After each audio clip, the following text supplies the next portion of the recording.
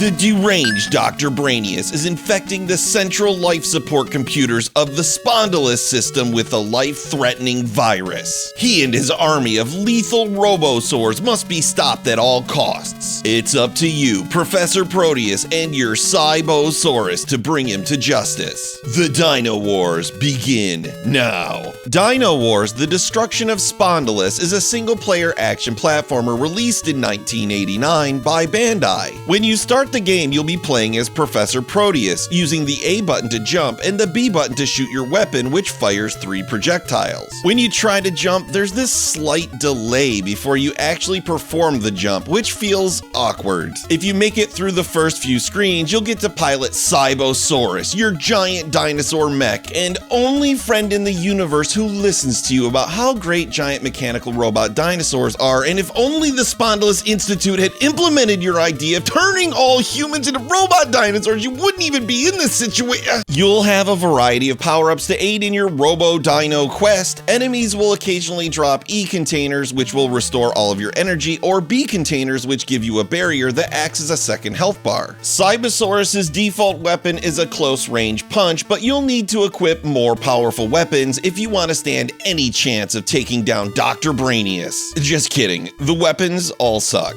These weapons can be obtained by defeating enemies, and they include the Launch Fist, which fires your fist in a nearly useless pattern before returning fireballs, which allow you to shoot tiny little blips, the Laser Beam, which is probably the best weapon and can pierce enemies, and the Bomb, which lobs exploding bombs. Each of your weapons can be upgraded to a maximum level of 3 by collecting the same power-up 3 times, but if you happen to pick up a different power-up, you'll frustratingly reset to level 1 with the new weapon. I found the biggest challenge in Dynowarz to be simply trying to avoid picking up power-ups. Let me repeat that. The challenge is avoiding power-ups. Like in this scenario where I've got a level 3 beam weapon rocking along, and okay, don't collect that, and oh, you son of a gun. None of your weapons feel very useful for their own unique reasons, like the fist weapon fires in a weird pattern and the bomb can't hit enemies up close, but they all suffer from the same issue. You can only have one set of projectiles on the screen at once. If you fire at an enemy and miss, you'll have to wait until your projectile leaves the screen or collides with something, which makes the action feel plodding and sluggish. You'll have to make it through 7 stages in Dynowarz, which all play out the same way. You have a few screens to get through with Cybosaurus, and then what I presume is a boss fight, but I can't be sure because you run into these Robosaurs as regular enemies most of the time. You collect their key, you enter a building as Professor Proteus, navigate a few more screens, and then destroy the infected life support system.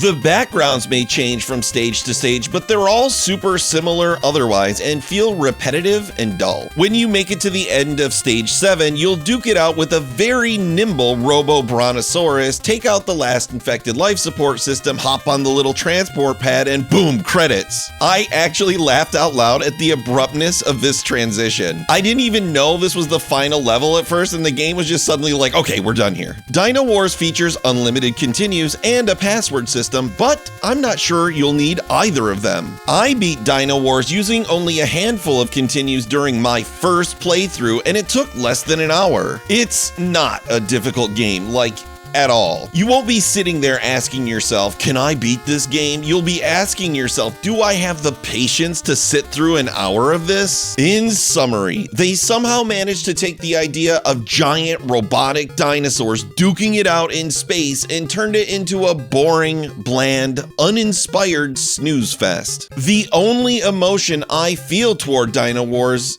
is pity. Like, I feel bad for making fun of it because it's trying its best, and its best is just this. I award Dynowarz: The Destruction of Spondylus a pitiable 1 out of 5. Platformer released in 1990. That's not right. Like in this scenario, none of your weapons feel very useful for their own little poop. I beat Dynowarz. Poopy.